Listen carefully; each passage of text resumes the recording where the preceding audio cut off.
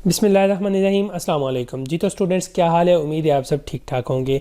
अच्छा जी, अभी हम ब्लॉक 3 का आखिरी स्टेशन करने लगे हैं, जो कि है स्टेशन नंबर 12, और ये आपकी फ़र्स्ट ईयर की ऑस्पी का आखिरी स्टेशन है जो आपने प्रिपेयर करना है। अच्छा, जितने पहले 2 स्टेशन एनाटमी और फिजियो के वाइवा वाले मुश्किल थे, उतना ही ये स्टेशन आसान है। गिनी चुनी चंद चीज़ें हैं जो आपको करनी पड़ेगी। रिवीजन इसमें काफ़ी है, जो पिछली चीज़ें आपने ऑलरेडी पढ़ी हुई हैं जस्ट उनको रिवाइज़ करेंगे, और इस स्टेशन के 16 नंबर आपकी हथेली पे होंगे। स्टार्ट करते हैं जी लिपिड्स के साथ। लिपिड की क्लासिफिकेशन, प्रॉपर्टीज़, फैटी एसिड उसकी क्लासिफिकेशन, ये वो चीज़ें हैं जो आपने फर्स्ट ईयर एफएससी के लेवल पे भी पढ़ी होती हैं, तो आपने वही इनको रिवाइज़ कर लेना है यहाँ पे। उसके अलावा पेरोक्सीडेशन और इकोसानाइड्स अगर आपने थ्योरी में ऑलरेडी किए हुए हैं तो यहाँ पे रिवीजन होगी। उसके बाद आ जाते हैं जी एलडीएल, एथियोसक्लेरोसिस, हाइपरलिपिडीमिया पे।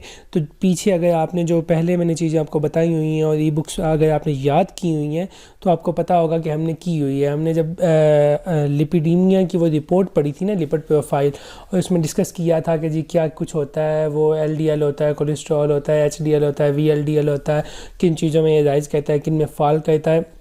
अगर आपने ये चीज़ें वहाँ पे की हुई हैं तो आपको यहाँ पे कहने की ज़रूरत नहीं है, ऑब्वियसली आपका ये हो गया। साइन एंड सिम्टम्स आपको पता होना चाहिए कि अगर हाइपरलिपिडीमिया होता है तो उसके साइन एंड सिम्टम्स क्या होते हैं। लाइक वो एथियोसक्लेरोसिस डेवलप हो जाती है, और एथियोसक्लेरोसिस और आर्टीरियोसक्लेरोसिस ये भी हम कर चुके हैं। इम्बोलस वगैरह वाला टॉपिक भी इसके साथ हमने वहाँ पर किया था। अगर आपने पिछली वीडियोज़ देखी हुई हैं तो आपको इस चीज़ का पता होगा। उसके बाद आ जाते हैं जी वाइटामिन पे और मिनरल्स पे। 2 तरह के वाइटामिन होते हैं, fat soluble, water soluble. Fat soluble वाले भी गिवन है, वाटर सॉल्युबल वाले भी गिवन है, और जो इंपॉर्टेंट मिनरल्स हैं वो भी गिवन है।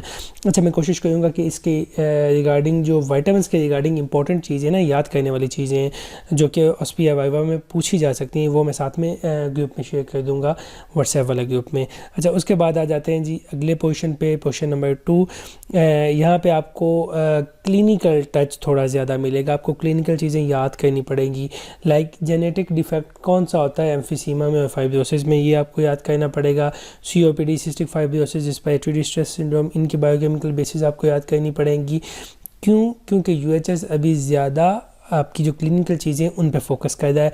पिछले सालों में ये नहीं आती थी, अगर आती भी थी तो एक आधी आ जाती थी। लाइक वो पूछ लेते थे कि जी अल्फा-1 एंटीट्रिप्सिन अगर डिफेक्टिव हो जाए तो क्या मसला होगा, तो वो चीज़ें पिछले सालों में बहुत कम होती थी, अब ज़्यादा हो गई हैं। फिर आपको पीएच के बारे में, पीएच के टॉपिक के अंदर ही है वो वीक एसिड्स कॉन्जुगेट बेसिस, पीके। उसके बाद हेंडरसन हेज़लबैक इक्वेशन, बहुत अच्छी इक्वेशन है। आपको इसका जो है ना वो इक्वेशन एज अ होल भी आनी चाहिए, क्योंकि वो एज अ होल भी वहाँ पे कह सकते हैं कि ये लिख के दिखाएं या हमें बताएं क्या इक्वेशन है। ये टाइट्रेशन कर्व आपको लाजमी आनी चाहिए, और इन 3 की तो बहुत ज़रूरी है ना, आपको लाजमन आनी चाहिए। फिर आ गया जी बफर सिस्टम। बफर सिस्टम के बाद आपका एसिड बेस बैलेंस। तो ये सारी चीज़ें जो इंपॉर्टेंट हैं जो आपने करने वाली हैं। अब आ जाते हैं जी इसकी पास्ट ऑस्पी पे। इसका जो पास्ट वाइवा क्वेश्चन ऑलरेडी आए हुए हैं, ये हमारे पास कंप्लीट इकट्ठे नहीं है, लेकिन आपको एक थोड़ा सा इनका आइडिया हो जाएगा। अच्छा, यहाँ पे competitive, non competitive, neutral last year पूछे गए थे। आज इस दफ़ा शायद उन्होंने पिछले ब्लॉक में इन चीज़ों को पूछ लिया है। उसके अलावा एम्फाइसीमा में अल्फा-1 एंटीट्रिप्सिन की डेफिशिएंसी हो जाती है। एचडीएल गुड कोलेस्ट्रॉल है, कितनी नॉर्मल वैल्यूज़ होती हैं। क्लिनिकल एंजाइम्स कौन कौन से हैं, मेटाबॉलिक एसिडोसिस, लिपिड पेरोक्सीडेशन, वही चीज़ें जो मैंने अभी आपको बताई हैं। मतलब जस्ट गिनती की चीज़ें अगर वो कर लें आप तो उसी में से चीज़ें आ रही हैं। कोलेस्ट्रोलीमिया क्या होता है जी, pH effect on enzyme, corticosteroids, RDS वगैरह, वही चीज़ें जो हमने ऑलरेडी पढ़ी हुई हैं, आपने आगे भी देख लेनी है, आगे भी वही हैं जी। ये देखिए, function of cholesterol, types of lipoproteins, VLDL क्या होता है, एचडीएल क्या होता है, रेस्पिरेटरी एसिडोसिस को किस तरह ट्रीट करते हैं। तो ये वही चीज़ें हैं जो हमने ऑलरेडी पढ़ी हुई हैं और मैंने आपको यहाँ पे बताई हुई हैं।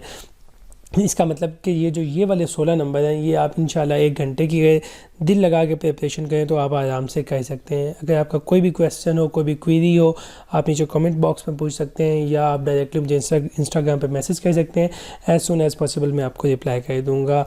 बहुत जल्द हाज़िर होंगे अगली किसी सीरीज़ के साथ। तब तक के लिए अल्लाह हाफ़िज़।